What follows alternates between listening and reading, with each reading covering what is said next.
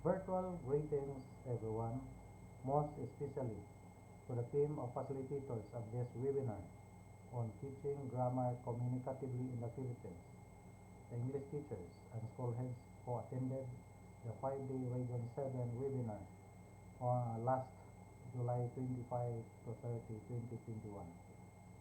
Of course, this team of facilitators is under the care, guidance, and leadership of our education program supervisor in English, Sir Pablito Villalon.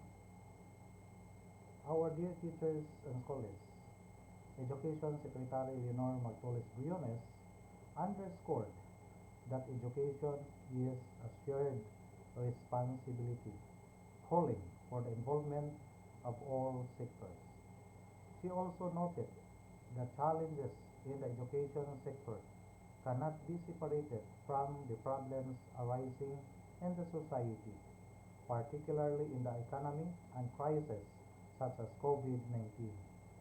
To mitigate the effects of the pandemic and other societal problems, the Department of Education has developed a learning continuity program with the help of various organizations and government agencies. Having this webinar on teaching grammar communicatively is a clear manifestation of DepEd's desire to continue delivering quality basic education despite the pandemic. It is part and parcel of the National English Proficiency Program of the department that aims to capacitate you, our dear school heads and teachers, as the key persons in the implementation of the curriculum in public elementary and secondary schools. For our school heads, your enhanced knowledge in teaching grammar communicatively will guide you in giving technical assistance to the teachers as far as the preparation and development of lesson is concerned. Likewise, for the teachers, the training will capacitate you in formulating a lesson plan that incorporates activities putting premium on students' communicative competence as they are engaged into different learning tasks.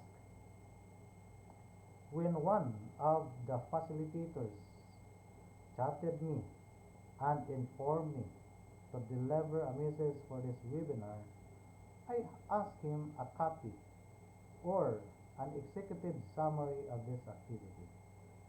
Upon receiving it, I noticed that he emphasized that this teaching grammar communicatively is not a whole new approach to the pedagogical side of the teaching learning process, but a review and reinforcement to what has been previously learned by the teacher to align with the new trends and demand of the learners.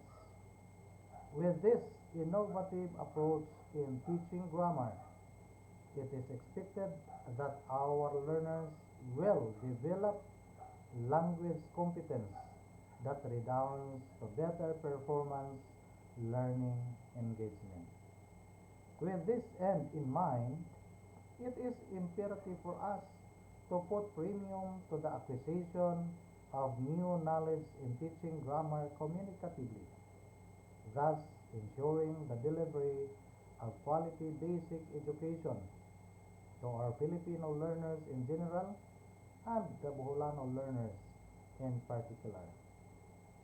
Along this line, allow me to share a story to wrap up my virtual message to all of you, our dear school heads and teachers. This story about love and excellence was posted in the internet in 2011 by an unknown author or writer. This is the story of Ruby. Ruby was a young boy who lived with his elderly mother. His mother wanted him to learn how to play the piano, because she longed to hear her son play for her. She sent her son to a piano teacher who took Ruby under her guidance. However, there was one small problem because Ruby was not musically inclined and therefore was very slow in learning. The teacher did not have much faith in the boy because of his weakness.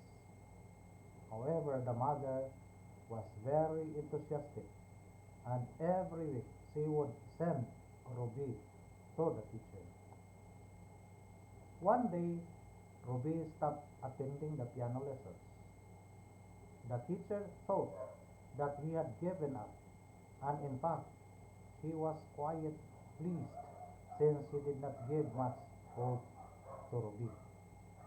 Not long after, the piano teacher was given the task to organize a piano concert in town.